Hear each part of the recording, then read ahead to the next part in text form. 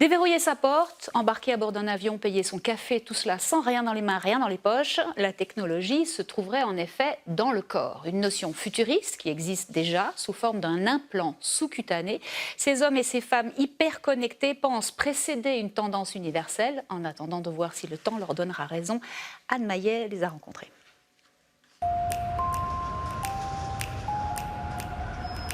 Nous sommes à l'épicenter de Stockholm, le QG des biohackers suédois. Nous y retrouvons Hannes, le cerveau du mouvement. Regardez bien, il ouvre les portes rien qu'en effleurant le verrou. Hannes est l'un des tout premiers hommes robots. Une puce électronique est implantée entre son pouce et son index. Sur mon portable, j'ai une application NFC qui permet de lire les informations qui se trouvent sur ma puce. Avec cette puce, Hannes a piraté son corps pour augmenter ses capacités.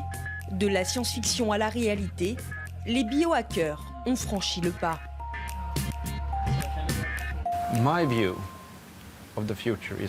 Ma vision de l'avenir est la suivante. Si nous autres êtres humains souhaitons rester importants, nous devons évoluer avec l'intelligence artificielle et fusionner avec la technologie. Sans quoi, nous prenons le risque de finir comme des singes au zoo.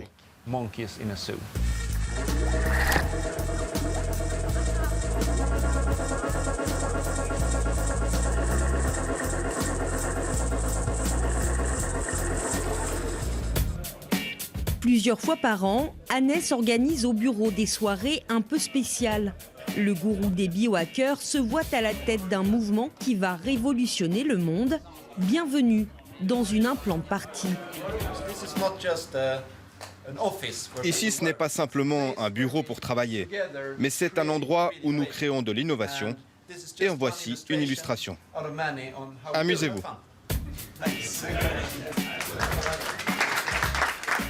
Ici, pas de musique, tout juste un peu de bière pour se donner du courage. Ce soir-là, ils sont une dizaine à passer sur le billard pour se faire implanter dans la main cette puce électronique de la taille d'un grain de riz.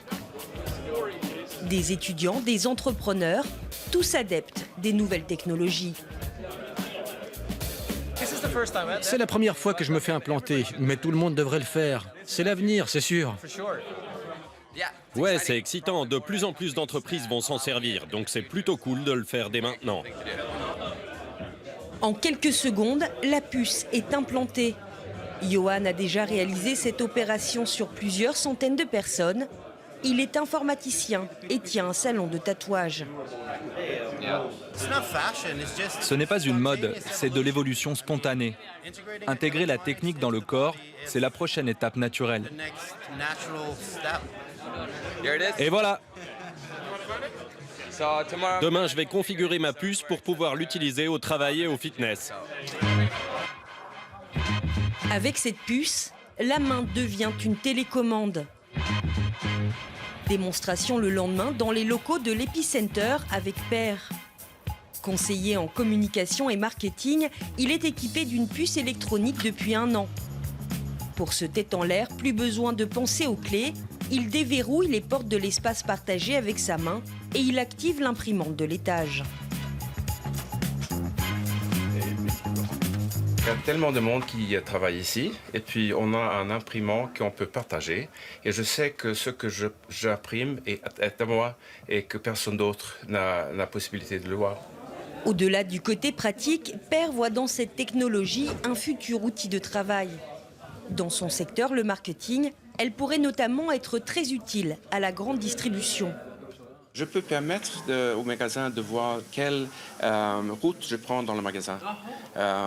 Et là, le magasin peut voir, bien, il prend le lait d'abord, et puis après, il prend la viande, et puis le fromage. Et aussi, ils peuvent voir comment ma route peut être utilisée pour mieux mettre les produits dans le magasin.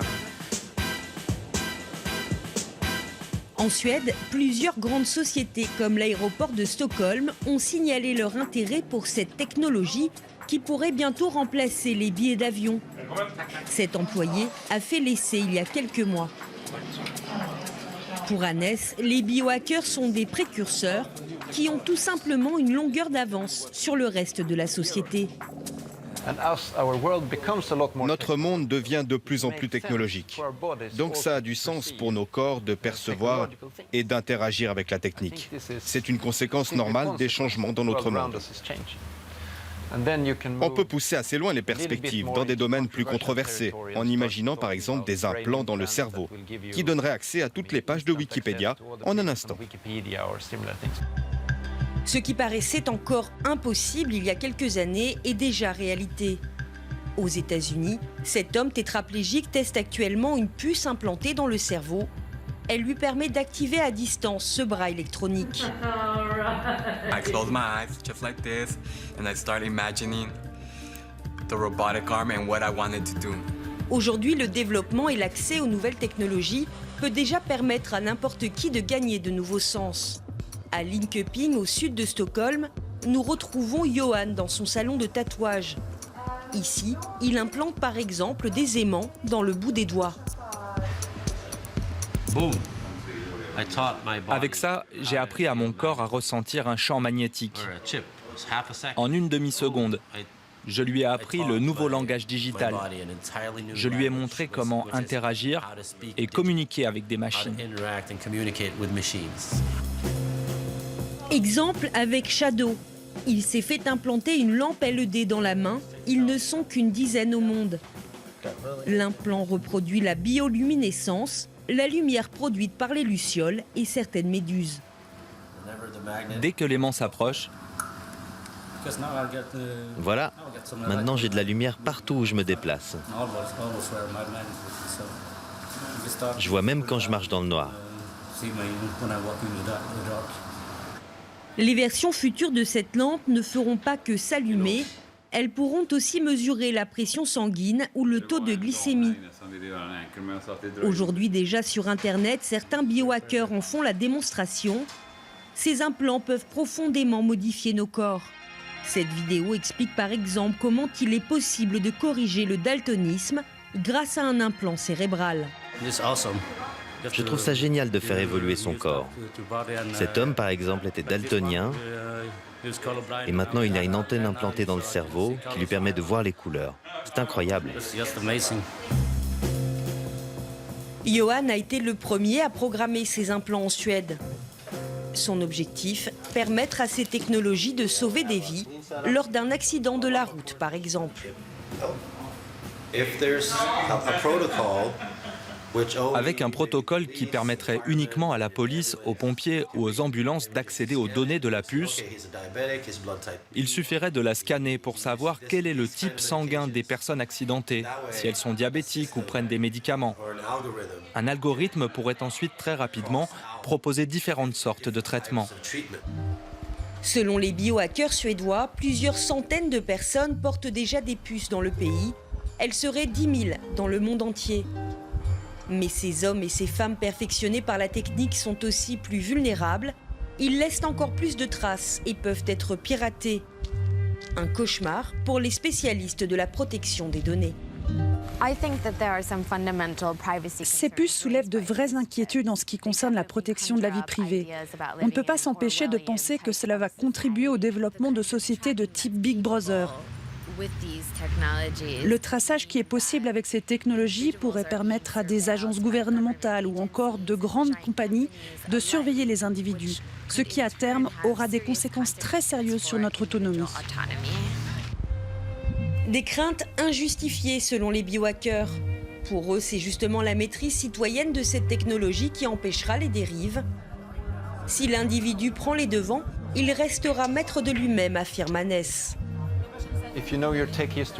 Si vous regardez l'histoire de la technologie, vous constaterez que les gens ont eu très peur lorsque les premières voitures sont apparues. Et puis on a appris comment les voitures fonctionnaient, quels étaient leurs avantages et leurs limites. Et maintenant tout le monde ou presque accepte que les voitures fassent partie de notre vie. Je suis sûr à 100% que les implants humains vont connaître le même parcours. Cela reste controversé à l'heure actuelle, mais dans 10 ans, on se demandera comment on a pu vivre sans ces implants que tout le monde utilisera. Nous retrouvons Père après le travail. Dans quelques années au plus tard, il pourra utiliser sa puce pour payer ses achats et circuler dans le métro. Les transports publics de Stockholm veulent bientôt faire des essais. Pour lui, si la Suède est un précurseur en la matière, c'est parce que les citoyens ont confiance en leurs institutions. C'est ce qui explique le développement de cette technologie dans son pays. On a l'habitude, on sait que l'État sait beaucoup de nous. Alors là, c'est peut-être plus facile de prendre le chip dans la main. Mais si on compare avec peut-être Allemagne, Italie, il n'y a peut-être pas la même confiance entre le citoyen et l'État. Alors je crois qu'il y a une différence là. Aujourd'hui, pour la plupart d'entre nous, il est impossible d'interagir avec la société sans nos téléphones portables.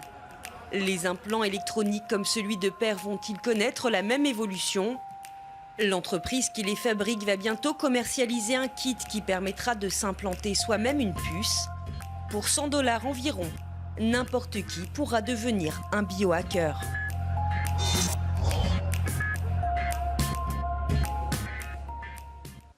Et sachez que ce reportage est le premier d'une série de 3 sur les technologies robotiques. La semaine prochaine, vous découvrirez des super-humains au premier championnat bionique du monde de Zurich. Des destins incroyables d'athlètes handicapés dotés du nec le plus ultra, un exosquelette pour le Bernois Werner Witschy qui peut ainsi remarcher.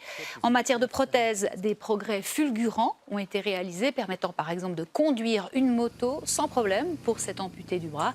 Ou alors l'augmentation technologique par le biais du cerveau pour permettre à un tétraplégique genevois de piloter une voiture de course virtuelle Détour vers le futur. 2e épisode, c'est dimanche prochain. Avec toute l'équipe de Mise au Point et du Studio Actu, je vous remercie de nous avoir suivis. Faites-nous part de vos réactions, comme vous le désirez, par oral, par écrit, et nous nous ferons un plaisir de répercuter ces réactions. Je vous retrouve la semaine prochaine. Passez en attendant une excellente soirée et une belle semaine.